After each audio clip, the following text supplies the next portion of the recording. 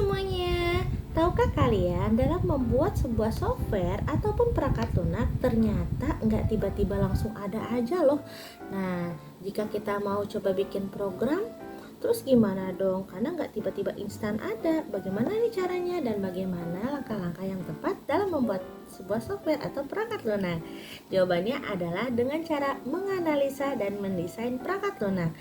Nah, maksudnya apa nih? Apa yang harus dianalisa? Lalu apa juga yang harus didesain supaya perangkat lunak itu bisa jadi? Nah, di video kali ini kita akan bahas dan kupas tuntas mengenai analisa dan desain perangkat lunak.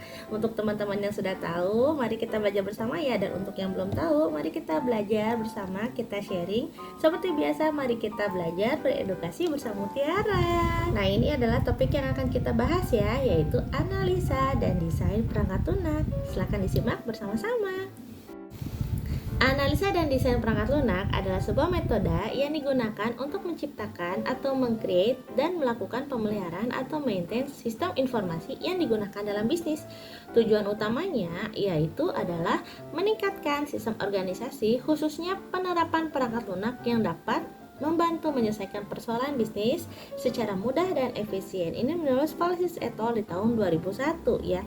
Jadi sistem informasi itu memang harus atau sebuah software tersebut itu harus kita rancang dulu dan kita desain dulu, karena tujuan dari sistem informasi ini atau software tersebut harus bisa membantu sebuah proses bisnis yang ada di sebuah organisasi.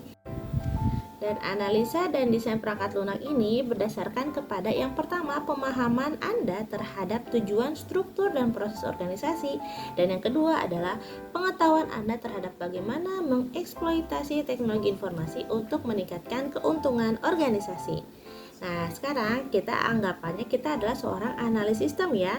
Jadi, Anda akan menjadi pusat pengembangan perangkat lunak. Jadi sudut pandangnya kita adalah sebagai analis sistem, bukan hanya sebagai programmernya, karena kita akan menganalisis dulu sistemnya agar sesuai dengan kebutuhan. 3 bagian yang penting dalam pembuatan perangkat lunak atau singkatannya atau dalam bahasa Inggrisnya itu adalah the software engineering process. Yang pertama ada metodologi ya. Metodologi ini pasti kan ada banyak ya. Metode-metode ini terdiri dari beberapa tahapan yang bisa dilakukan untuk menyelesaikan atau membuat sebuah software tersebut.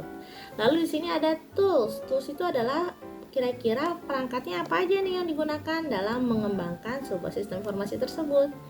Dan yang terakhir adalah teknik atau tekniknya atau caranya gitu ya. Dan 3 bagian ini saling berkesinambungan dan saling membutuhkan satu sama lain. Jadi dalam membuat sebuah software itu 3 bagian ini nggak bisa terpisahkan. Jadi memang sudah sebuah kesatuan ya. Nah, materi yang akan kita bahas mengenai analisa dan desain perangkat lunak ini sebenarnya sangat luas. Secara gambarannya, ini saya kasih beberapa gambarannya ya. Jadi yang pertama ada kita belajar seputar konteks dan metode analisa dan perancangan sistem. Yang selanjutnya adalah siklus hidup pengembangan sistem. Lalu dasar-dasar manajemen proyek, lalu ada analisis dan desain terstruktur, bisa menggunakan toolsnya Flowmap, DFD, Kamus Data, IRD, struktur tabel, dan yang lainnya. Dan selanjutnya ada analisis dan desain berorientasi objek. Di sini toolsnya UML. UML itu adalah singkatan dari Unified Modeling Language. Dia terdiri dari beberapa diagram.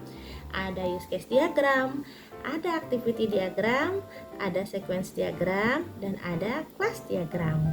Dan lanjut kita akan bahas seputar studi kasus pengembangan sistem. Dan untuk materi lebih lengkapnya dan lebih jelasnya bisa kalian lihat di video yang ini ya. Nanti linknya saya sertakan di description box, jadi silahkan diklik.